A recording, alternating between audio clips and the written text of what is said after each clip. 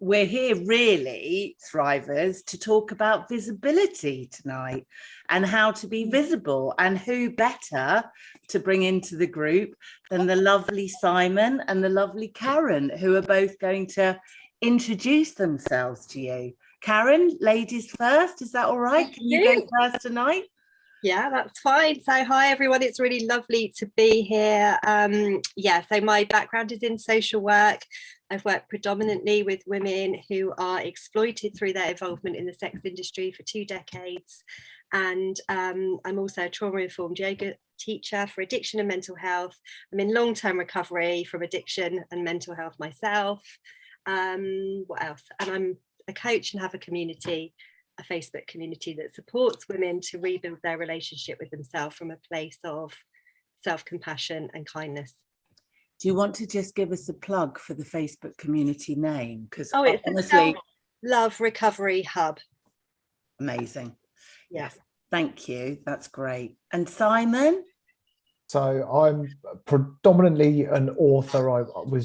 I used to be a heavy daily wine drinker, 2 or 3 bottles every single day, literally every single day. Quit drinking about 4 years ago. I started a blog and a YouTube channel kind of charting my experience of going through my own recovery. And the blog turned into a book, which was pretty successful, The Sober Survival Guide. And that then developed into a Facebook group and coaching people. And I trained with Annie Grace, who wrote This Naked Mind, went over to the US and spent time with her, and she trained me up to become a coach. Since then, I've released 2 other books, one about quitting drinking, one about addressing trauma and childhood emotional neglect. And what else do? I run a stop drinking program and a podcast called Sobriety Unleashed. I think that's it. I might remember. I don't know how you fit it all in, to be perfectly honest with you, and in 4 years. Bloody hell. It's amazing. I've been busy. Yeah, you've been busy. You've been busy. And you know, who best really, Mel, for us to bring in than these 2 guys, really, because other than being busy, I would say that you are both pretty visible. Absolutely. And out there. Mm-hmm. And I guess in a trauma community, what we're talking about tonight is how do we get to be visible? How did you all get to be visible? How did you start? And what was it like originally to even try to put yourself out there? Do you want to go, Karen? Yeah, I can start. I mean, I've been thinking about this a lot today, and thinking about that sort of pushing through and putting yourself out there, and that kind of narrative that is in the online world, especially if you're trying to create a business or a community or anything like that.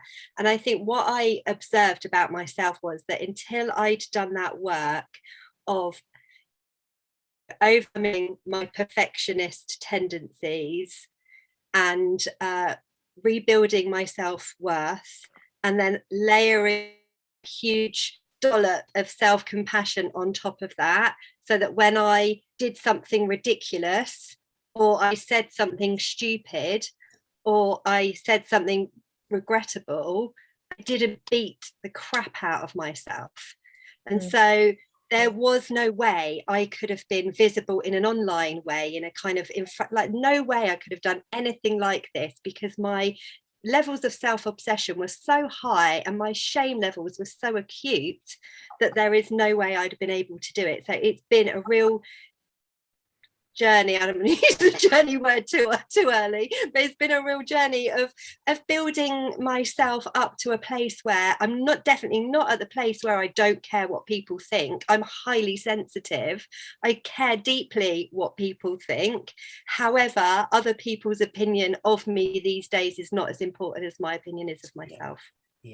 Yeah. That makes a lot of sense. And I kind of think of the V's.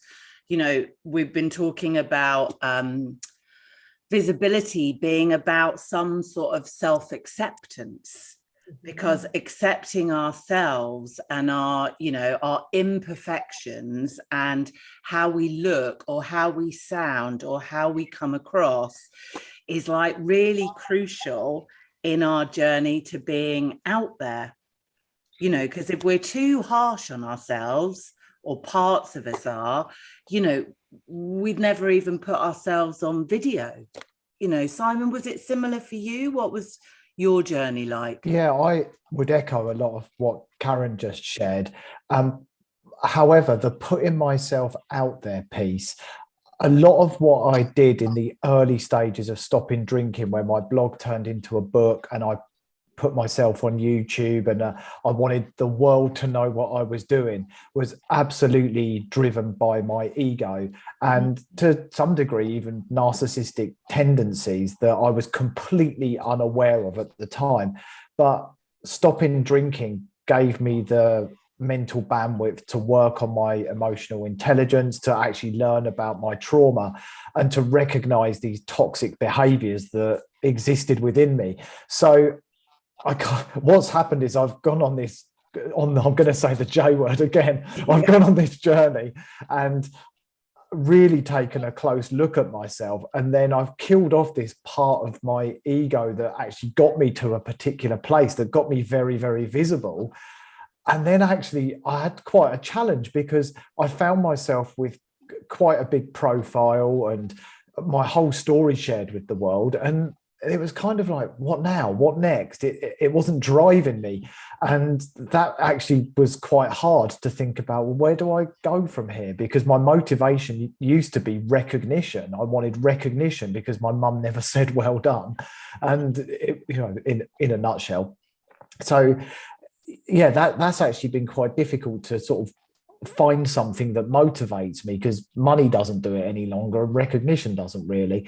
And I think along the lines of what Karen said, I'm a sensitive person and I've definitely grown a thicker skin over the years. And one of the things that, in fact, we might move on to what helped, but I recently went on something called the Mankind Project that you might have heard about. It's the people who do it they did the film The Work, which is on Amazon, and there was some amazing group activities there that really helped you get comfortable in your own skin. Maybe we could talk about those as we go on. But yeah, that's pretty much how I got visible. In the first place. Yeah. You know, you touched on something there, Simon, which I've really had to address, which is the motivation behind becoming visible. And I think that, and just to say, sorry, Trauma Thriver community, while we're speaking about visible, please make yourself visible this evening by saying hello and giving us some thumbs up and some hearts and letting us know that you're there and asking questions and giving us comments.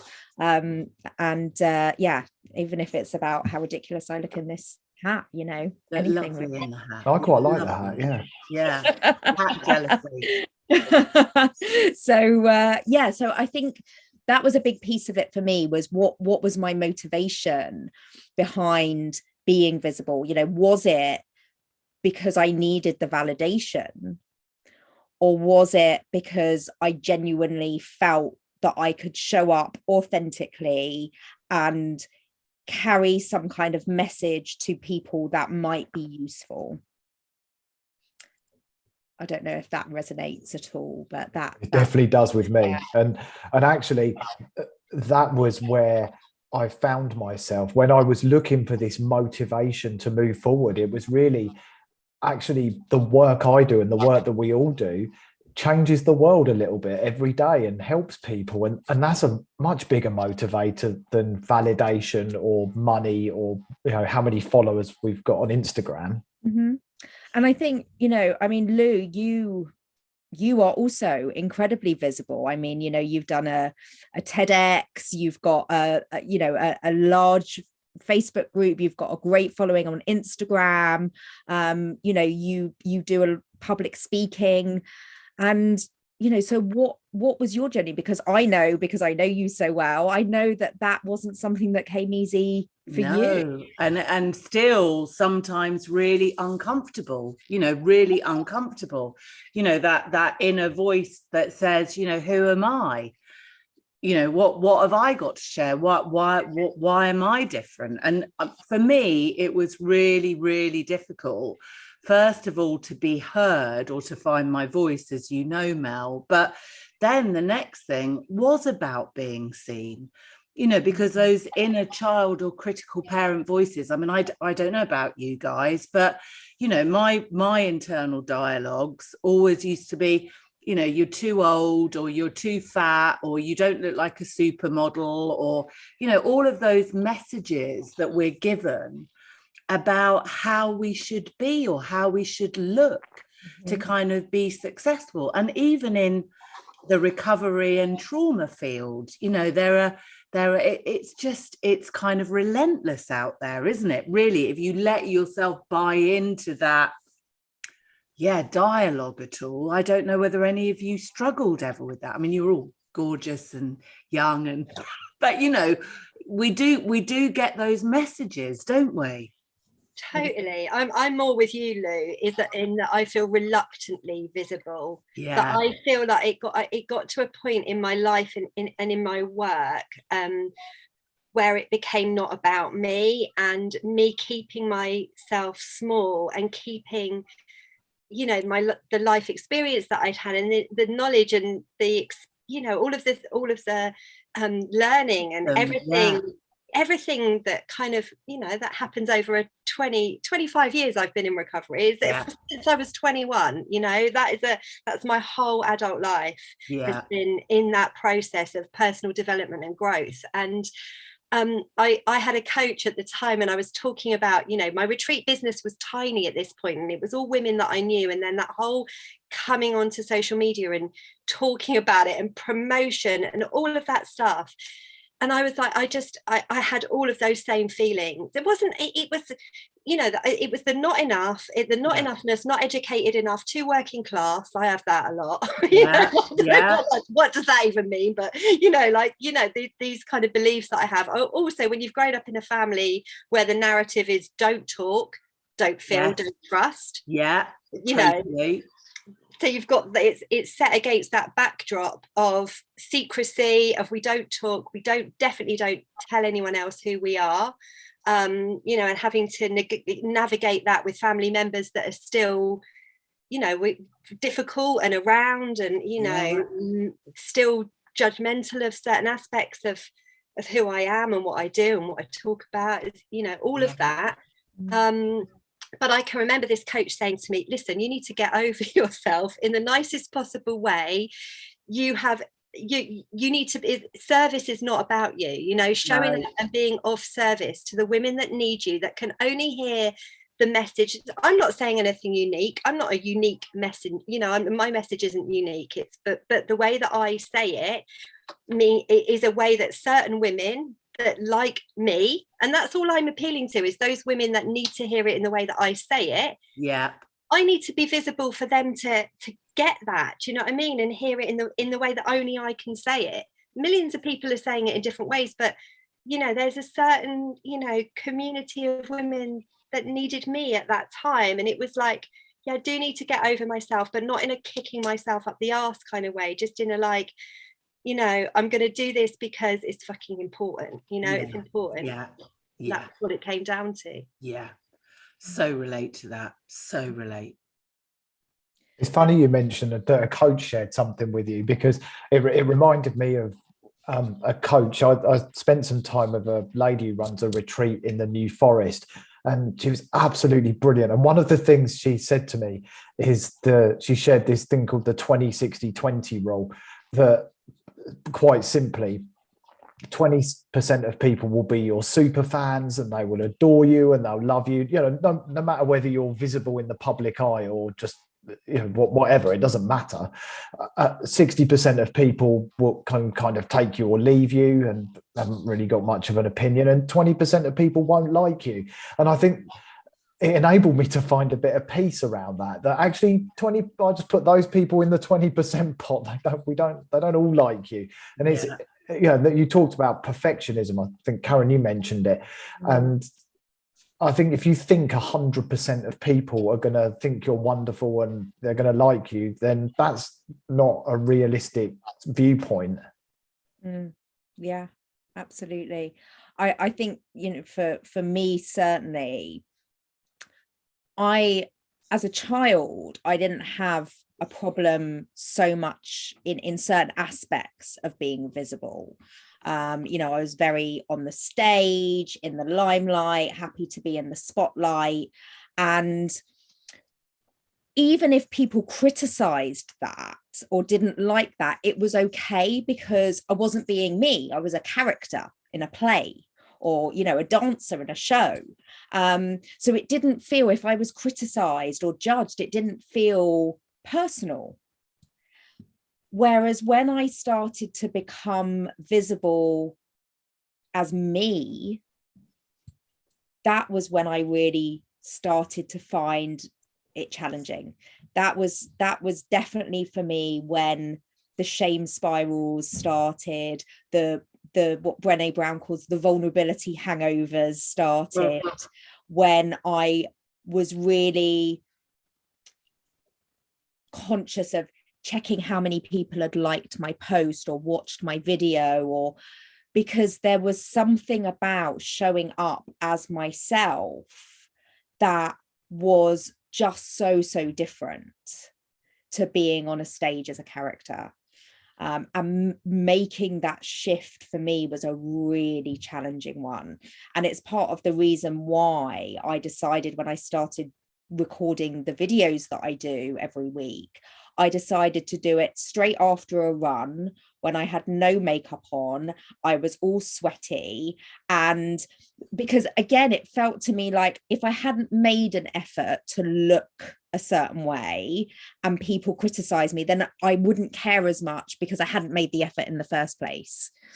So it was all of this crazy stuff, that was going on, that was the challenging part for me to overcome, definitely. I hear you, Mel, and I think for anybody listening or watching, I go back to Karen's point about being on this journey for, I think it's 30 years, but I'm older than you, Karen, so 30 years of personal development, and definitely it was layers and layers. And we say that on the trauma journey. And, you don't come out and suddenly put your whole story out there and be authentically vulnerable and visible immediately, because I think that would be too much for any of us.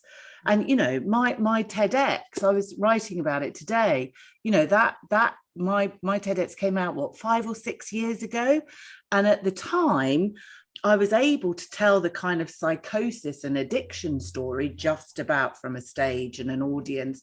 And believe, that was really challenging. I had a shame attack on that story the first time I told it. But I would never have been able to do all the trauma stories and the sexual assaults and abuse and stuff then.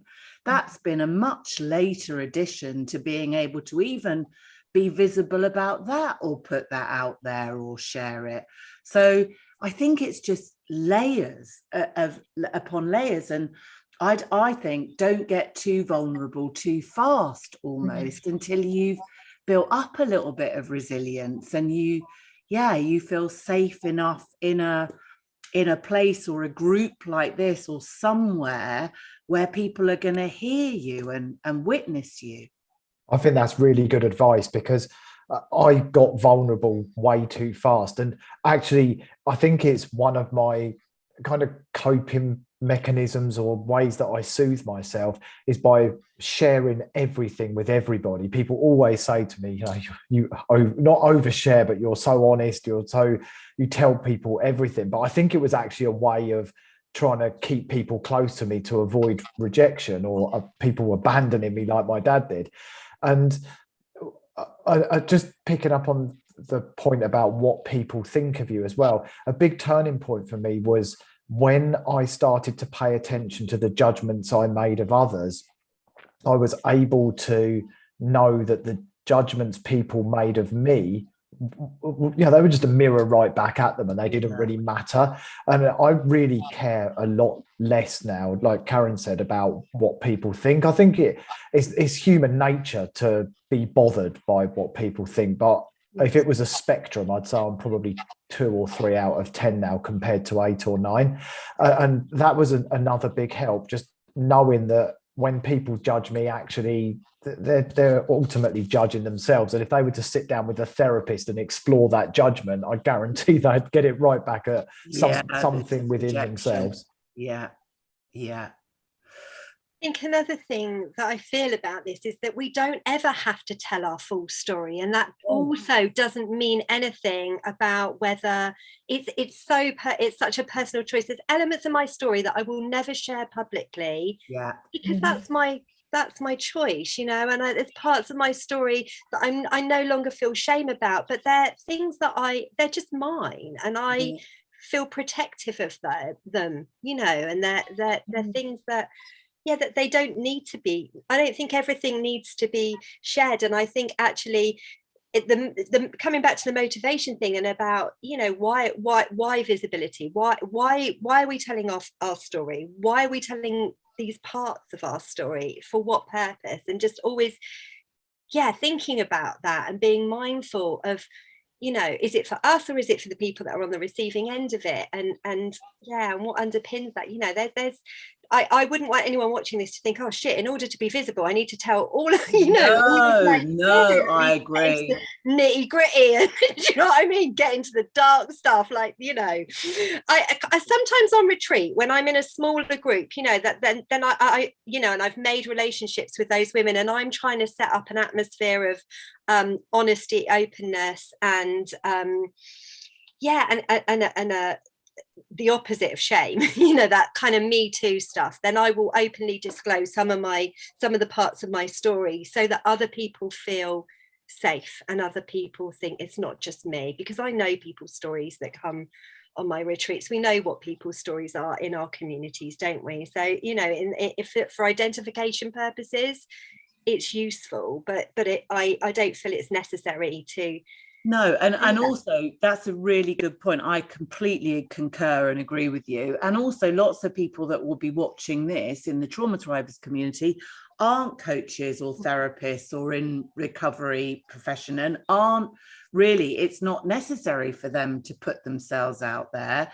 They're just wanting to show up and be seen a bit more or be visible, not necessarily even on social media. And I think that comes, the whole thing about, for women, the big thing for women is that we are bombarded with imagery every day, all day, about being small, and that being small is what we should all be aiming for. So we are indoctrinated with this stuff that the smaller we are and the meeker we are, the more gentle we are, all these attributes of womanhood that are deemed attractive, like not being too loud, not being too bolshy, not being too assertive. Do you know what I mean? Like all that crap, we're bombarded with that. And so, it's multi-layered, this, because it's not just what we grew up with and what we've internalized. It's all of that external, all of the external media stuff that we absorb. And so, women spend their whole lives trying to make themselves freaking invisible. I know. It's so sad. I mean, the diet industry is a multi-billion-dollar industry, and so many of the women in my community are struggling with restricting, binging, dieting, all of that stuff. And it is very linked to this wanting, not wanting to be seen, or not wanting to be too much, not wanting to take up too much space. Perish the thought that we should, as women, take up freaking space. Do you know what I mean? And be seen and heard and valued. It's like you to step into that requires so much, so much self-trust, the opposite of self-doubt. It requires so much of that, and it's definitely something that we should never force ourselves into. So it's just incremental, baby steps of rebuilding. That's what it felt like for me, like never forcing myself, because that feels like the opposite of self-compassion. Yeah, absolutely. I love everything that you've just said, Karen, and that's definitely been my experience. And even growing up with a mother that was constantly on a diet, and in a family, I mean, I was quite a chubby little girl, and it was always my weight was always commented on, and people would say, oh, but she's got such a pretty face, and even things like that, that really stuck with me, growing up and being so conscious of what was on the outside, that it almost didn't matter what was on the inside, because what the message I was getting is, well, what's on the outside isn't good enough, so no one wants to see that. And that is part of the trauma, and the all of that stuff, the not feeling safe to be seen, the fear of somebody looking and judging, the thought of somebody can judge my insides. This is how I used to say, somebody could judge my insides, judge my personality, criticize something I said, or my something about my personality, but God forbid somebody judged or criticized my outsides. And for me, that was game over.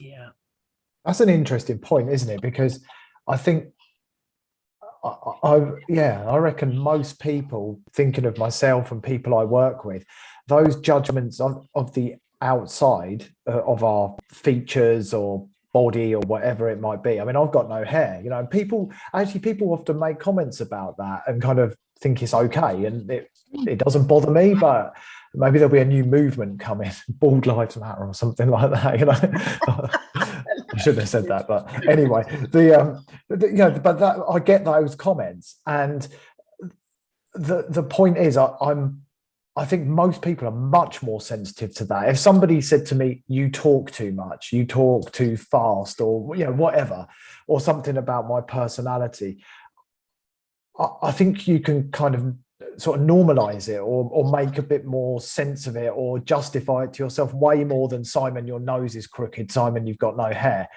which kind of stings because you can't really change it. No. That's a good point. It's got me thinking, that one.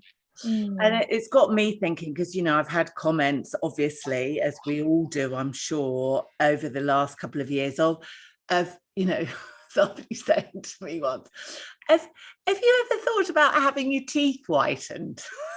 There's another one. Yeah. No, and somebody else saying, well, you could always have some Botox or fillers now, because it's so the norm. And it is so the norm. And again, we're talking about what we look like and the visibility and the Instagram. Yeah, who are we doing it for? I know. I mean, when I was younger as a child, I had a really, really crooked nose. It's still not the straightest. And I used to get the mickey taken out of me all the time at school, lots of nicknames and things like that. And actually, when I was in my 30s, I had it straightened. And I've thought about it a lot since, but like now I wouldn't do something like that. I'm okay as I am. But at that time, it obviously bothered me that much. I really resonate, because when I was a kid, my left eye used to go right in. So I had an eye, and for up until 19, when anybody looked at me, they'd look over their shoulder, because they wouldn't know that I was looking at them. So I had to have corrective surgery. And actually, it did bother me, because it was, as a kid, nobody could ever really look me in the eye, because they never knew what I was looking at. So I did have corrective surgery at Moorfields. And actually, I remember the surgeon having a right go at me, saying, you are taking up the space of an old person that needs a cataract operation for cosmetic reasons. Wow. And I never forget that, because I already felt guilty at 19. But I think when we live in a culture, in a world that you've got a wonky eye or a wonky nose or a wonky whatever, you got to have it fixed, because it's just not acceptable. You're not acceptable like that. Isn't it And that's crazy? it. Who are we doing it for? We're not actually, are we doing it for ourselves? Because then we feel we lose some of the shame around it. Maybe. And then we feel like, oh, actually, I look okay now. Yeah. Or are we doing it, which means we must be doing it for what everybody else thinks of us. And it even comes down to what clothes you wear. And it's interesting. Throughout the lockdown, I wear much more casual clothes. I'm not a complete mess, but I care less about what I wear. And that's another interesting one. There's some of my friends, they have to wear designer clothes and they always look really, really sharp. And it makes me think about why they do that. Like who's that for? Yeah. Belonging, isn't it? I mean, it's that thing about love and belonging and acceptance, and that we as human beings, we need that in order to survive. And especially when we've come from backgrounds where trauma was prevalent, our survival skills are really well honed. So we work out when we're really young that in order to fit in this situation, these are the social norms. This is how I reduce shame. This is how I reduce judgment. This is how I reduce rejection. And we go into those situations and we intuitively read it because we're highly perceptive, highly sensitive. We know what's expected. We're chameleons and we can adapt and change in order for the environment that we're in, because we need to feel a sense of safety, a sense of belonging. Yeah. And we need to feel loved. And that's what it comes down to. It's that, isn't it? It's like, we will do everything to avoid that intensely painful experience of feeling shame. Yeah. We're trying to mitigate against that all the time. Even those in masks this are uncomfortable. In every situation. Yeah, wearing those masks, all those different masks it's mentally draining. I mentioned the Mankind Project earlier, and one of the things we did at the Mankind Project, which just sharing this piece alone might make it sound a bit wacky, but there was 36 men and we all stood in a circle. We all took our clothes off and we spent some time just looking around the room, and it was actually a really liberating thing to do. And I think a lot of those men probably felt much more comfortable in their own skin after being naked around other men, and nobody was judging. Everybody was different shapes and sizes. And I talked to my wife about it, and I said, I wonder how that would be for a group of women, just to do that and to see that, everybody's got bits they feel shame about and uncomfortable about. And I found that a really useful exercise. Yeah, very liberating. Yeah. I don't think we can do it on Zoom. You got people watching this going, oh no, I'd rather you didn't. They're about to get naked. We're not. Page 3 days are long gone.